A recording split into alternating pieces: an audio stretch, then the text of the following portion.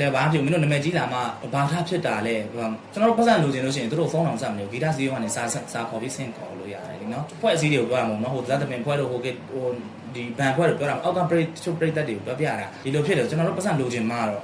တို့ဖုန်းဆက်မနေတော့ဂီတစီးကိုလမ်းတိုင်လိုက်မယ်ကျွန်တော်တို့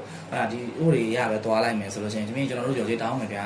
ကျွန်တော်အဲ့လိုချင်တာမဟုတ်ဘူးကျွန်တော်တို့ respect လိုစေချင်တယ်မင်းကဘာကောင်မို့လို့လေးစားမို့ဟုတ်တယ်ကျွန်တော်ဘာကောင်မှတော့မဟုတ်ဘူးဒါပေမဲ့ကျွန်တော်တချင်းကိုလာထိတယ်ဆိုရင်တော့ကျွန်တော်နဲ့ပတ်သက်တာပဲလေဟုတ်တယ်မလားကျွန်တော်ရေးထားတဲ့စာထဲမှာရှင်းလေး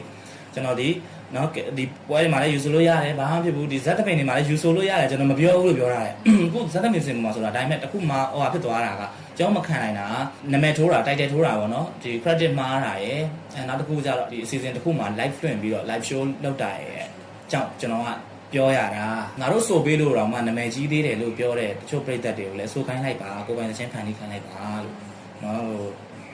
အဲ့လိုသူတို့ဆိုမှပေါက်တာကြီးလည်းမလို့ချင်ပါဘူးလို့ကျွန်တော်သချင်းလေးကိုပစ္စည်းနဲ့ကိုအိမ်မှာကိုနေပြီးတော့ကိုထမင်းဝါးကိုသူများလာကန်တာကိုတော့မှပဲအချင်းချင်းကကန်ပြီးတဲ့သူကလည်းတောင်းပန်တယ်ကန်ခံတဲ့သူကလည်းကြေးအေးပေးတာတော့မှပဲမင်းကဘာဖြစ်နေတာဒီထမင်းကန်လေး